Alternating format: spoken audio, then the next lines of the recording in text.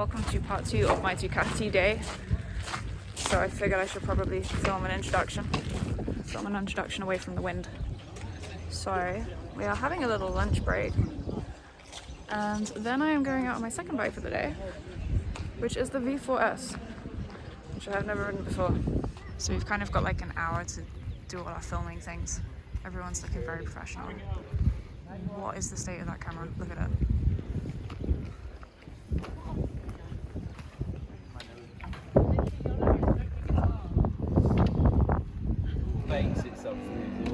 My brain hurts just looking at that.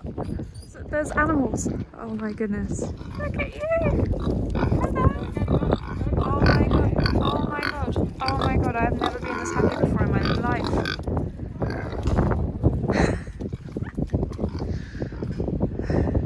I don't know if this is like a mindset that is unique to me, but it is really weird that there's all these bikes here and I'm riding my favorite one. Like, no one else has taken this one out. Why? This is the best one. Look at it. The absolute state of that. I mean, yeah, these are nice too, but I think that's doing something. Let's turn you on as well. This is precarious, but it is what it is. The seat height of this bike is 2 meters. It is 2 meters tall, you guys. I am on my tippy toes. Ah!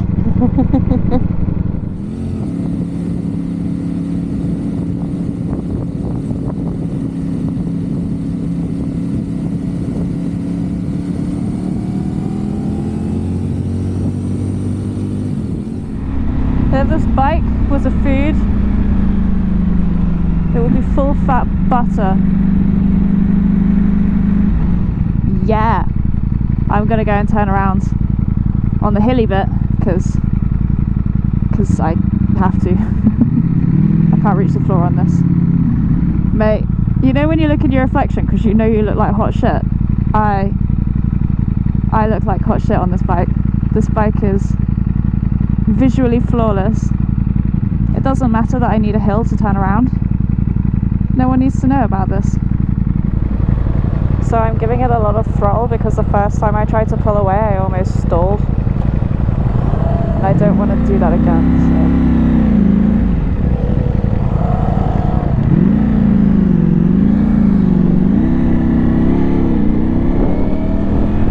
So this is the Panigale V4S.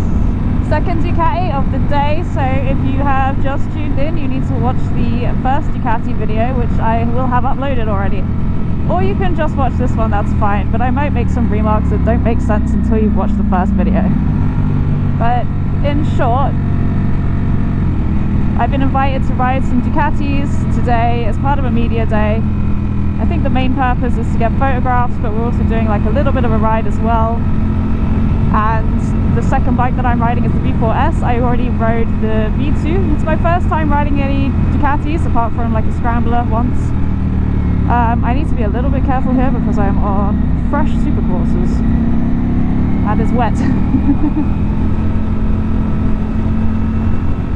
The first thing that I'm noticing, like with the V2, the noise that's coming out of this is really, really annoying, but I think by the end of the ride on the V2 I kind of got used to it and I enjoyed it, so I think I will enjoy this as well once I have got used to it. Right now it's just this low grumble, like kind of nagging in my ears, and like with the V2, already I am being burned by the heat that is radiating from the exhaust. Oh, look at that, there's some nice mud for me. Oh, I fucking kicked it up into my helmet. Whoops, didn't see that until the last second. You're fine, stop it. So like with the V2, I'm not allowed to like it, and probably I will like it. I have to not like it, specifically this one, more so than the V2. This is not a bike for me, this is not a good choice. Even though it's kind of the bike that I really, really love, it's the genre that I love, this is the dream. Oh my goodness, right. It's in street mode, which is supposed to be the most chilled out mode, right? You'd think that would be chilled out. No. This bike has woken up and chosen violence, and I guess it probably wakes up and chooses violence every single day. Okay. It's annoying. It's annoying is what it is. Okay, well I'm glad that we've got that kind of ironed out. I think if I got off this bike and just left it, it would end up at Silverstone. One way or another, it would get itself there.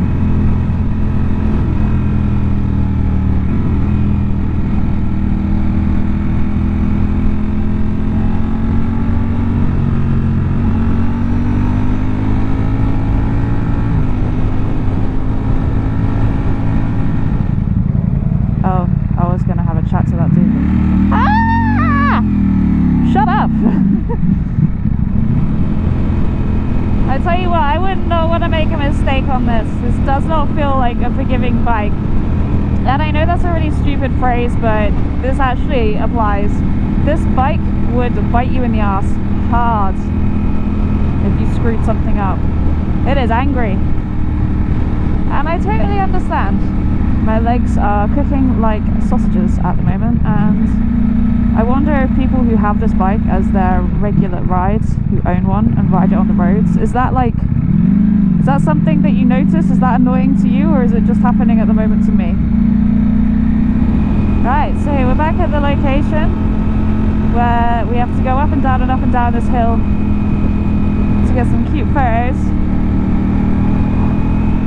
And I'm not looking forward to this because the bike is already stupidly hot. I don't know if it's going to make it worse, just kind of keep stop-starting to go up and down this hill, but I guess I just have to deal with it. At least it's dry now, hey?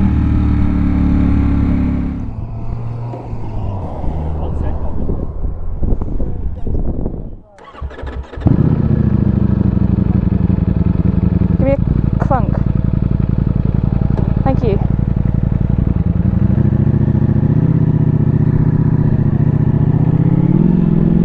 We're gonna do this in first. I don't even care. I don't care.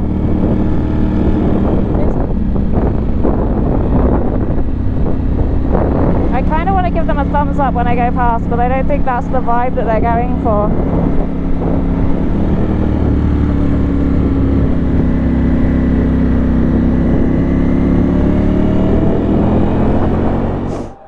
The fans. Oh, he's so hot. He's so hot. It's okay. I know. It's a hard life. I'm putting in a voiceover because looking back at the footage I've taken, I realised that I'm telling you I'm struggling without actually telling you why. And also I've been sent this beautiful footage of me riding up and down a hill, so please enjoy that while I explain why I barely left second gear while complaining that the bike's getting too hot. Duh. You'd think I'd have figured that out, but no. So I feel like none of this was my fault. The bike was egging me on, pulling hard to go faster, and so the reason I was sat in the lower gears is because going up the gears was encouraging it to take off. When the revs got too low, it felt like it wanted to stall, and when I went up the gears, it tried to run away with me, and rather than sitting happily at a constant speed, it just wanted to accelerate. I'm talking about the bike as if it has its own free will, and to be honest, I think it does. Riding it felt like an ongoing battle to get it to behave itself, and while I was trying to teach it some manners, it was burning my legs to a crisp.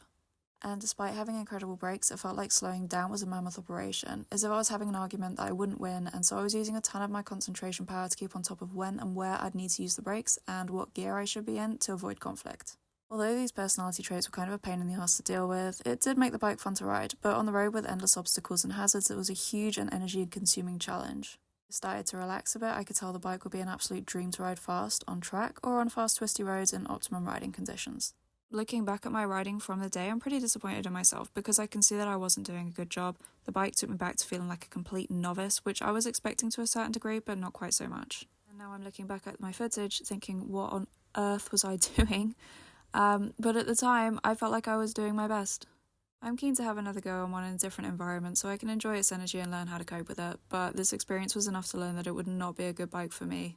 Anyway, the bike gets away with all of this because when you look at it, you melt. So now you understand my struggles, let's go back to watching them. Yay. I elected to take some cute photos instead of hanging around to do more hill photos, because I figured it's the same corner. No one needs to see me corner very, very, very slowly, more than once, to be honest. I would much rather stand and pose, which, to be honest, I'm not a whole lot better at doing, but it's nice to have a mixture. Right, let's go. Yeah. Woohoo!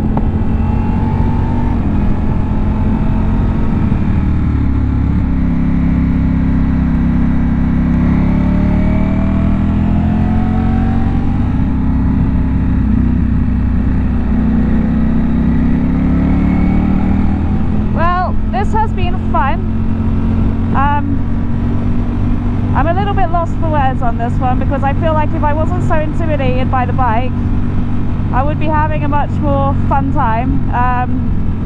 To be honest, it's just a little bit overwhelming. It is large, it is scary, it is very, very shiny and red. I do not feel worthy. I imagine it's an absolute dream to ride it on track. It definitely isn't giving me the warm fuzzies that the V2 was giving me, and the V2 was giving me like some strong warm fuzzies. I feel very cool on this. I feel like all eyes would be on you while you ride this bike, but you would have to make it worth that. I don't think I would want all eyes on me while I ride this bike, because I feel like the bike makes me look bad.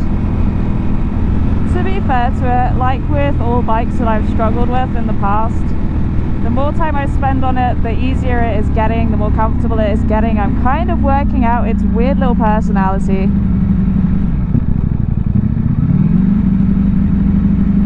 And I feel like with time, as with anything, we could be friends. But I also feel like if this bike could have friends, it wouldn't. The familiar feeling of my leg being roasted. Dear, that's another reason why I don't like it. That is annoying. Mate, the noise this bike is making me want to punch someone, I swear to God. It is vibrating off the sides of my skull. This is a standard exhaust. If you put anything other than this exhaust on this bike, you deserve a slap. Like, goodness sake, nothing needs to be this loud.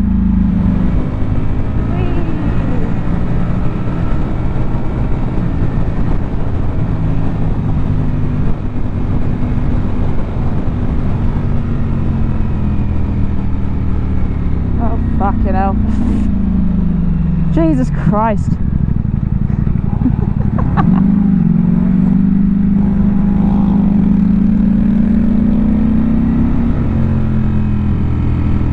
Oh, brilliant. I have absolutely no idea where it's safe to overtake. Yeah. I'll do.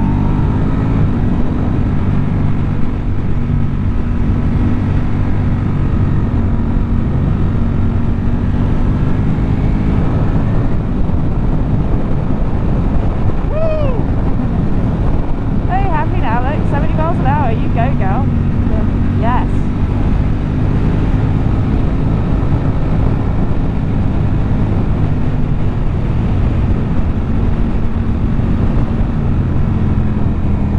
Oh, horse box. It's fine too. Go, go, go. Okay, well, we are almost back at the farm. And this bike gets to have a little, well, I want to say rest, but it's obviously not even broken a sweat. I don't even think this bike is awake. It's chaos. It's absolute chaos, and it's not unrideable. I think you would get along fine with this. I would get along fine with this after a little while. But if you give it an inch, it will give you a mile. Whether or not you like it, irrelevant. You will get a mile. It will give you everything at once, and you have to just deal with that. And it's kind of tiring. Again, I'm sure you just get used to it, but Jesus, it feels like it's on drugs. Go on.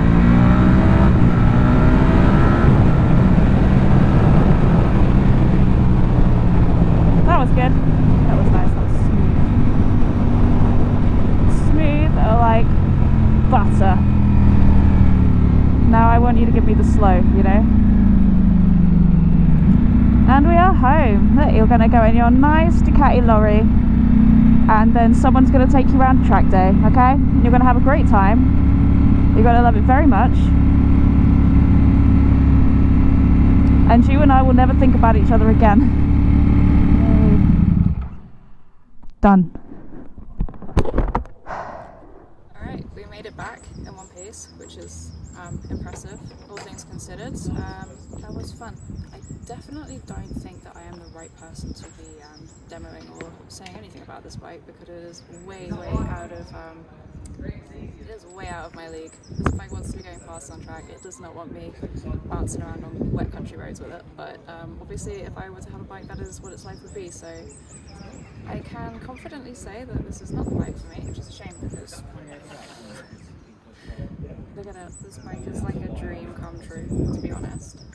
But yeah, hopefully I get another opportunity to ride it, maybe in somewhere that the bike is a little bit happier, where I can ride it a little bit quicker. It's amazing to actually get to have a go on it, so I'm very grateful and very blessed that for the second part of the day it did not rain, thank goodness. Sorry, that was hurting my leg. But yeah, so I get to drive home now and leave this lovely bike behind. Very sad. But I hope you've enjoyed the video, and yeah, hopefully I get to have another go on it. Definitely hope I get to have another go on the V2, which was way more up my street. For now, hope you enjoyed the video, and I will see you guys again soon. Goodbye.